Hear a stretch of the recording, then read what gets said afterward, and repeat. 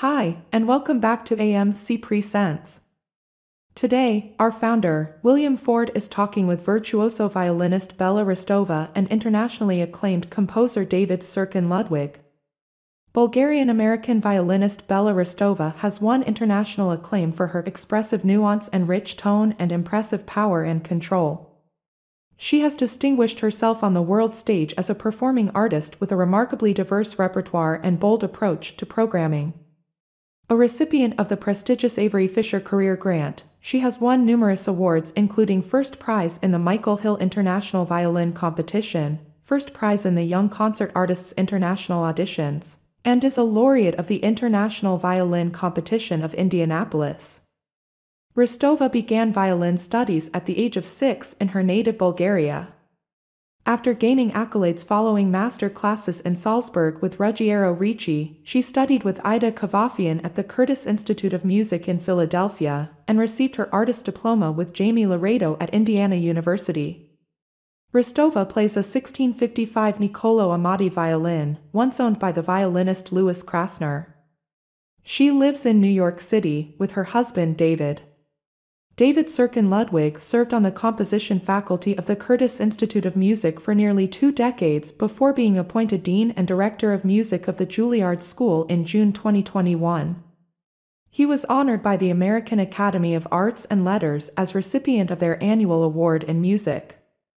In 2022, Ludwig was awarded the Stoeger Prize from the Chamber Music Society of Lincoln Center, the largest of its kind for chamber music. He received the prestigious 2018 Pew Center for the Arts and Heritage Fellowship, as well as the First Music Award, and is a 2-time recipient of the Independence Foundation Fellowship, a Theodore Foundation Career Grant, and awards from New Music USA, the American Composers Forum, American Music Center, Detroit Chamber Winds, and the National Endowment for the Arts. In 2021, Ludwig was named a Steinway Artist by Steinway & Sons. In this interview, these two extraordinary artists delve into their musical backgrounds, early inspirations, and discuss Ludwig's recent violin concerto, featuring Hristova as the soloist. Recorded with the Buffalo Philharmonic under the baton of Joan Falletta, this concerto is a captivating exploration of relationships, marriage, heritage, and celebration. Please remember to like and subscribe. This will help our interviews be seen by many more people. Also ring the notification bell in order to be alerted to new content. At the end of the interview is an excerpt from the concerto that you won't want to miss. Now, let's join William, Bella, and David. Hey, how are you? Good, how are Very you? good. It's How nice are to you, meet William? Good to meet you. Where are you guys located? We're in New In York. New York. Welcome to AtlantaMusicCritic.com. Thank you. And you'll spend the next 40 minutes sharing a bit about your background. I'm a psychologist. I really like to explore backgrounds to see what kind of influences came into play to make you the skilled musicians that you are today. It would be helpful to know where you were born, what it was like growing up there, what influences you can point to that kind of led you in the direction of music. And was there a moment that it became very clear to you that this is what I want my career to be? I can begin. I was born in Bulgaria. I started playing the violin when I was 6 at the insistence of my mother. My mother was a pianist and a choral conductor, and my father was a composer. So there was a lot of music in the house. I was going to concerts before I was even born. But she chose the violin for me. I wanted to play the piano. I started off with twice weekly lessons, and it was basically ingrained into my brain that I would be a concert violinist. That was it, no choices about it. I picked it up quickly. The teacher saw that I had a talent and I was able to play, and I enjoyed it. I loved music. When I was 9 or 10, maybe I started playing on the street, just busking, and my mother claims that that's why I have no stage fright. Now, I do get nervous, but I suppose that helped in conditioning me somewhat to just play in front of people and enjoy the experience. When I was also maybe 10 or 11, I wanted to enter a very small local competition playing the Devil's Trill Sonata, and my teacher at the time said, no, you can't do this. What? Because it was too hard? Because it was too hard for me. So I thought, well, I'll show you. So I learned the piece by myself with a recording and then still entered and won that little contest. And then she kicked me out of her class. So then I started commuting to Sofia and taking lessons there. I ended up going to Salzburg for master classes with Ruggiero Ricci, and I played in master classes for several pedagogues. So I ended up moving to this country when I was 13 to further my studies. I entered the Curtis Institute when I was 17 and studied with Ida Kavafian there, and also Jamie Laredo after that at Indiana University. And I have been performing full-time since 2010. What did your peers think about you being so involved in music? I went to a music school, which is so fortunate in Europe and in Bulgaria. There is a music school in every small town. I think from grade 1 to 4, I had to be in a non-music school because maybe they didn't have that, but I was still going to the music school for twice weekly lessons and music subjects. And so from grade 4th onward, everybody around me was playing music and playing an orchestra. Do you remember why you started at 6? No, that's just sort of when my mother, I guess, decided that I was going to start. I think it's a good age. I know people start earlier. Yeah, it's almost on the late side. It's almost on the late side, but know. Perhaps for Eastern Europe, for Bulgaria, that was sort of when you started. It was just before first grade. David, where were you born? I was born in Doylestown, Pennsylvania, in Bucks County, outside of Philadelphia. Were your parents musically inclined? Because I know that the musical lineage is with uncle and grandfather and so on, but what about your parents? It's interesting. My father was a judge. He was a federal judge. My mother was a drug and alcohol counselor with a background in sociology and psychology. I guess it skipped a generation. She played instruments early on. She claims to not have done well because she couldn't see the music and no one knew she needed glasses. She also claims that she took triangle lessons. Did you know Triangle that? lessons. Is there such a thing? A lot of my own musical upbringing and growth was kind of self-motivated early on. What was it like in Doylestown? These days, there's a kind of Starbucks on every corner, but back then it was very rural. You know, I went to school with farmers, people who had really no intention of going past high school because they needed to get jobs. That was very different for me. And then, for when I was 12, I moved to New York City and my sister took me in, became my legal guardian. And so that was a little bit of a culture shock, but it was everything I could have possibly hoped for in terms of my education, erudition, everything. My art history class would go to the Met Museum and my music appreciation class would go to the Met Opera. So it was a huge change for me, and I think very definitional for my own growth. When you were in Doylestown, did you ever go to music events in Philadelphia? We go to see my grandfather play, in the academy with the Philadelphia Orchestra, or my grandfather or uncle give a recital or benefit concert. But no, I actually did not grow up with a lot of, ironically, given my family, with a lot of music in the house. I was really self-taught for the most part until I was 8. I started lots of different music lessons, percussion, then cello. I finally settled on classical guitar after that. And I was okay. I could kind of get around the instrument, certainly not anymore. But there are online videos of Bella and I playing duets, and I make sure to turn my microphone all the way down for that. So you and Joanne Folletta share the same interest in and background in guitar. I remember talking to Joanne about that and thinking, wow, you're also a guitarist. It's an instrument, Paganini played guitar, Schubert played guitar. It was, along with piano, of course. It is a harmony instrument, and there's a kind of rigor to it because you have to fit these harmonies within a very kind of specific structure. Someone who played, as opposed to piano, where you have many different positions and voicings of each chord. But I think for a composer or a conductor, it's a really good instrument to play for those reasons. I'm jealous. I love the piano and guitar and harmony instruments. They're their own instrument. She's pretty good at what she does, just saying.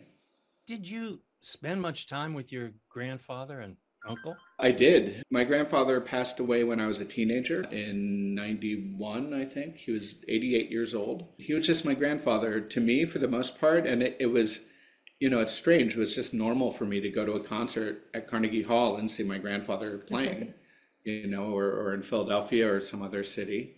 It's like, yeah, it's my grandfather. That's what he does. Peter was always, through my whole life was always kind of there, a little bit in the periphery, but very supportive. Before he passed away, Bella and I spent a lot of time with him as well. I guess I got to know him a little later. Aunts and uncles, you don't see them as much necessarily. So, but he's remains an incredible inspiration to me. Do you recollect that moment when you said, I got to do music?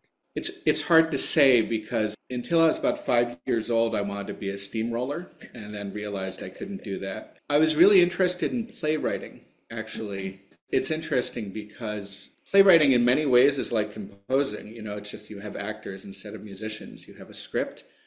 If it's not acted, then it sits on the shelf. You need a director/conductor. So there's a lot of good analogs there. My family was not so supportive, my nuclear family, of me pursuing music.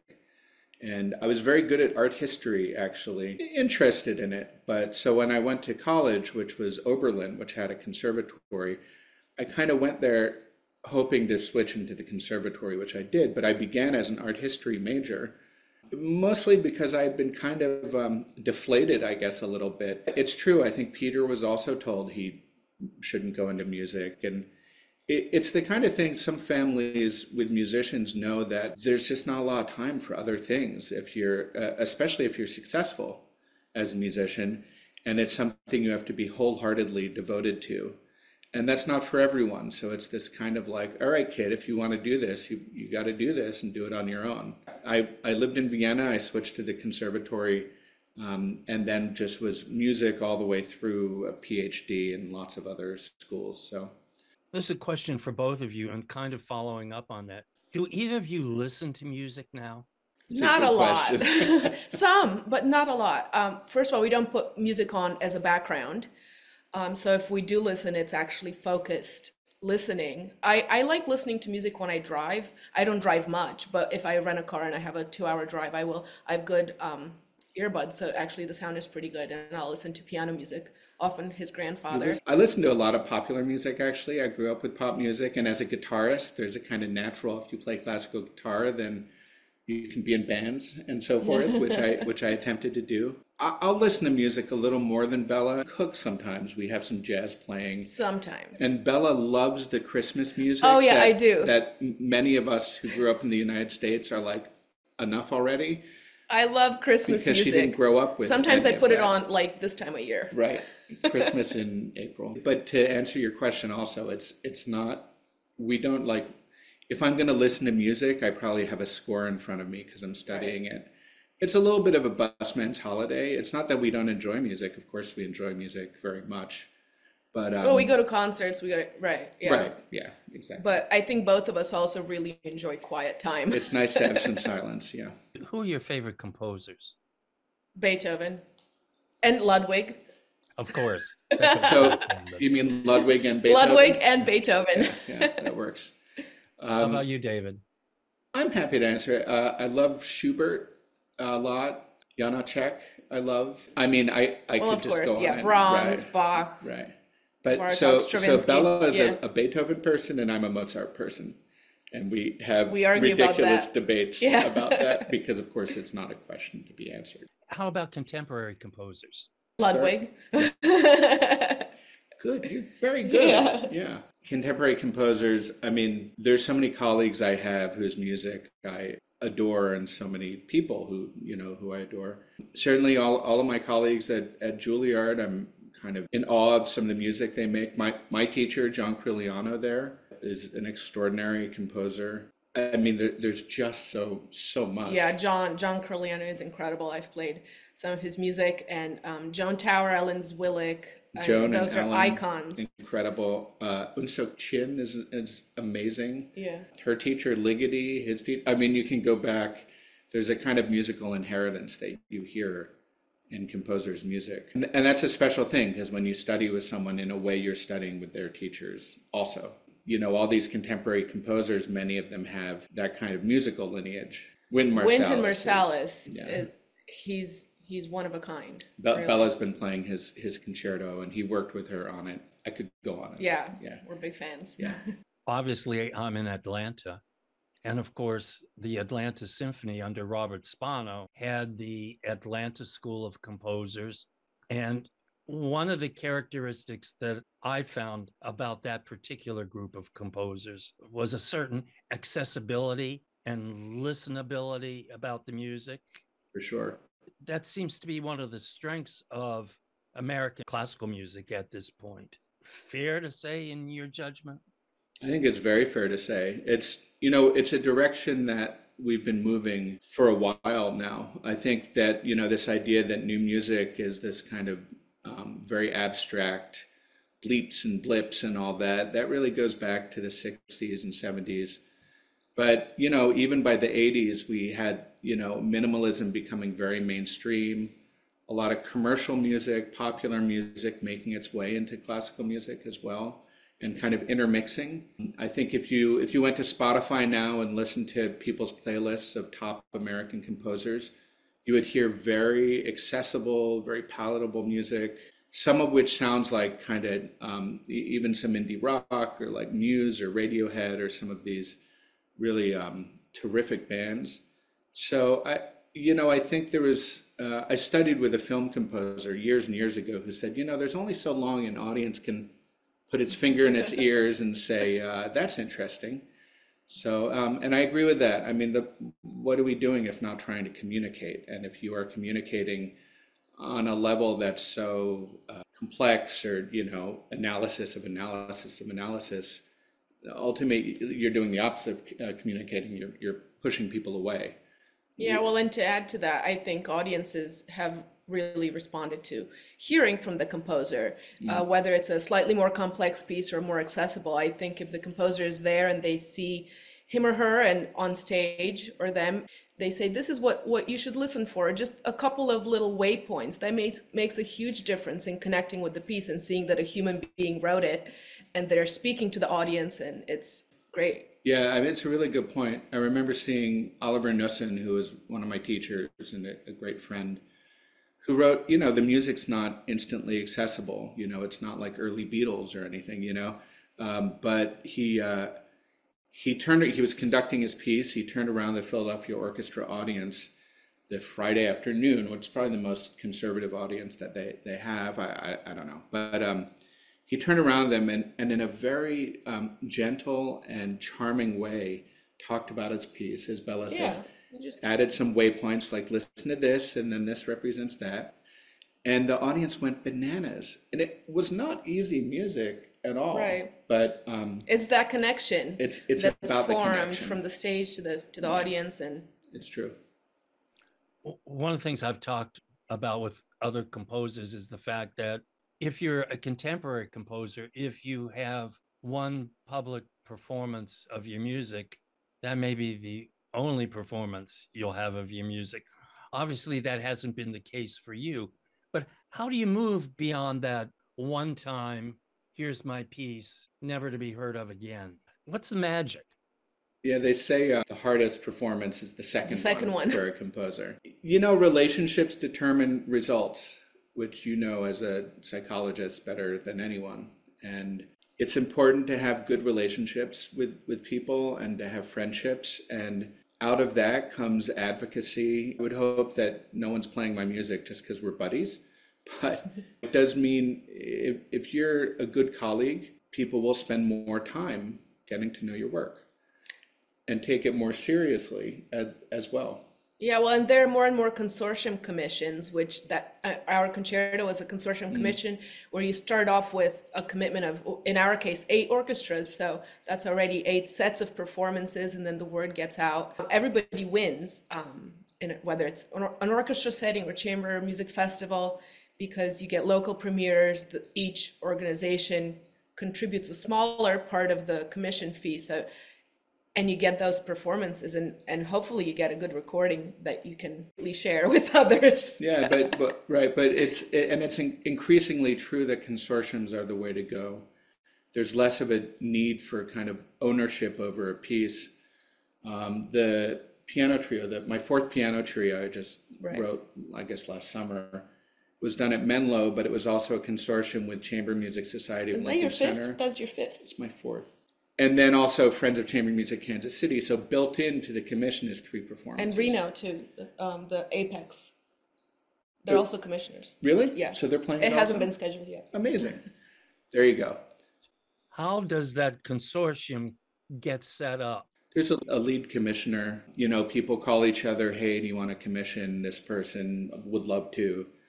And that's how it goes. It really is, you know, part of it is what you write as well. You know, you want to write music. It doesn't have to be easy, but a composer should make it as hard on themselves to make it as easy as possible on the performers. And the more kind of theoretical and abstract, the thing is there's an audience for everyone and everything. And so it's something we have to think about when we're composing. Who's our audience?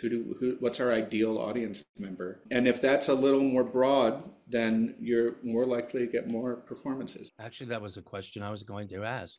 Who, in fact, did you have in mind when you composed your violin concerto? In orchestra music is a little more of a broad brush.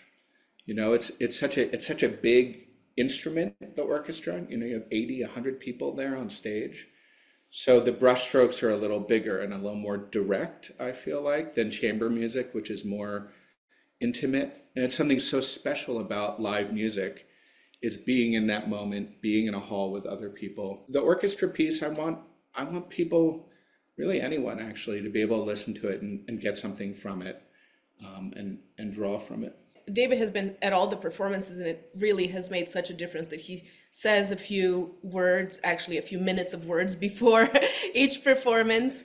And we get people afterwards saying, oh, that really helped. We're so happy to have heard that before the piece. A few minutes of words. You know, I caught that. It is a few minutes of words because he always said, I'll just say a few words. And then I'm backstage getting colder and colder. It's just a 45-minute PowerPoint, that's all.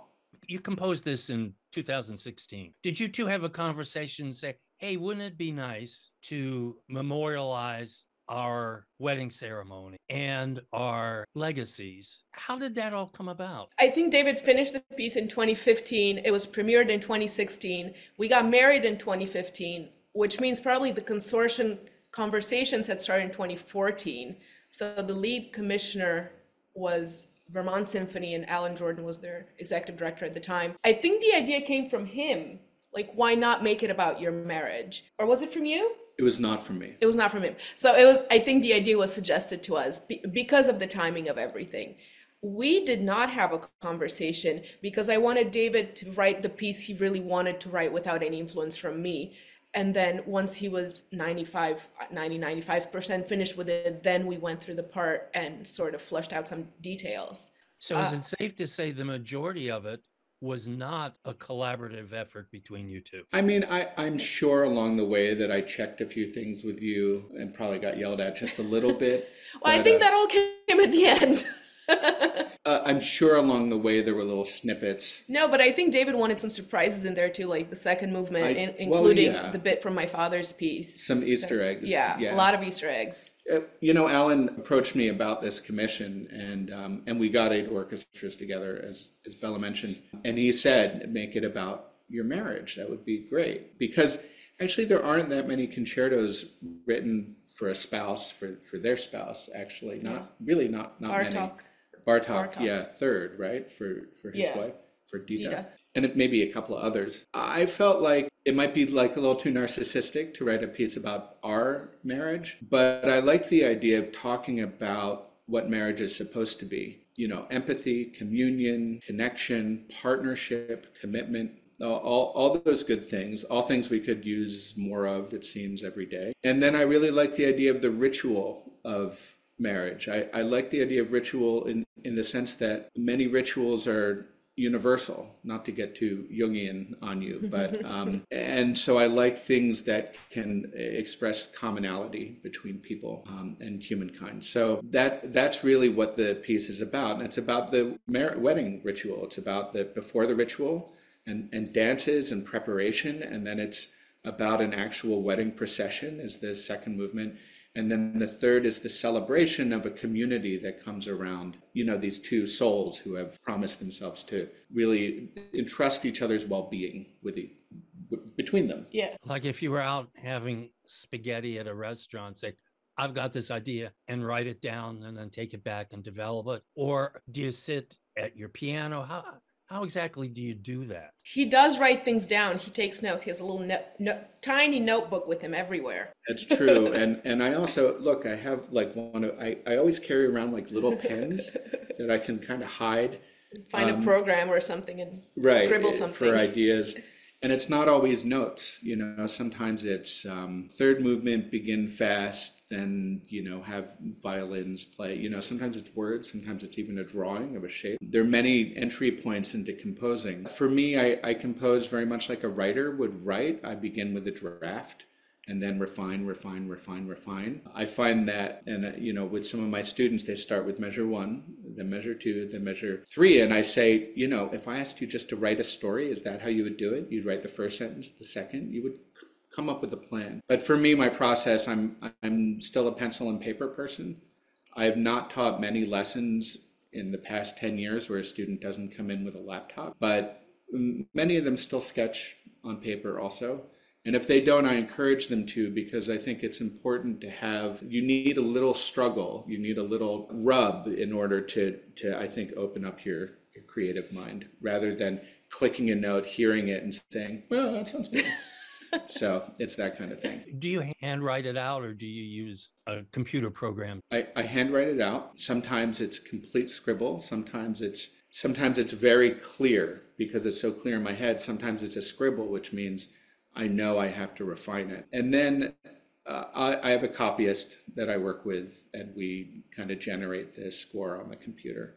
There aren't too many handwritten scores now. It would almost be like turning in a handwritten paper for school. David has nice handwriting. Handwritten scores are usually very hard to read. Yeah. Occasionally you get them. Bella, when you first attempted to play it, did you ever come across a section where you said to David, this can't work? Sure, there's still a section in there that always stresses me out, but when it's very difficult. And but it's true with Sibelius also. Yeah, just saying. when we did the playthrough of the part, sort of when he was nearly finished, that's where we sort of decided on some of those details, whether things were playable and or whether moving a note up or down an octave here might make something easier. So the part was the way that I was very happy with, and I knew that I would be able to play it. But then when I started learning it, I didn't want him in the house because I didn't want him to hear me sort of stuttering through it at first, or using expletives. There we go.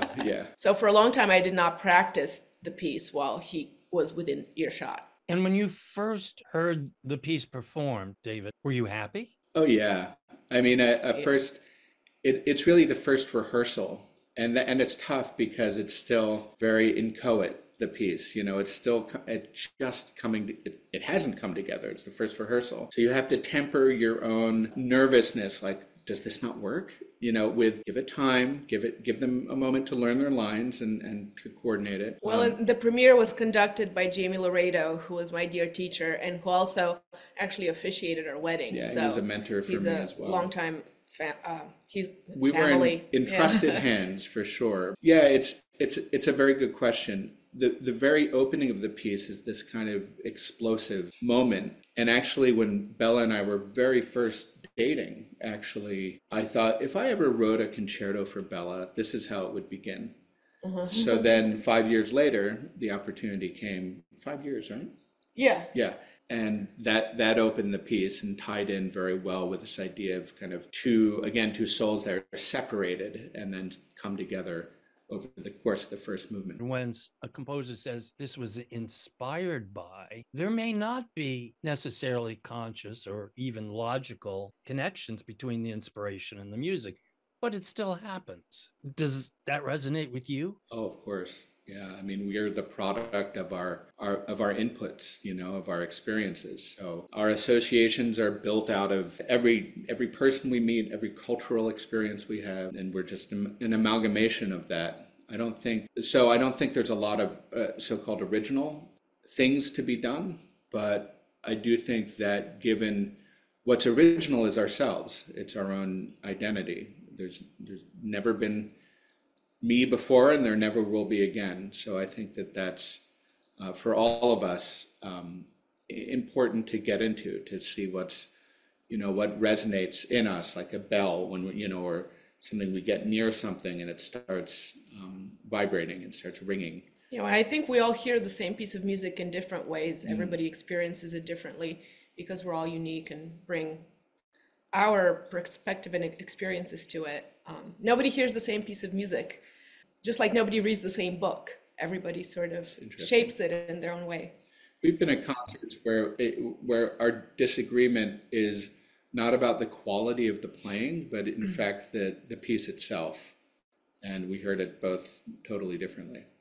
And that's interesting, because one of the questions that's always fascinated me is when people talk about music conveying emotion, the Skinnerian part of me says, oh, that's not really right. It conveys sound, and then your associations put whatever meaning on it that makes sense to you.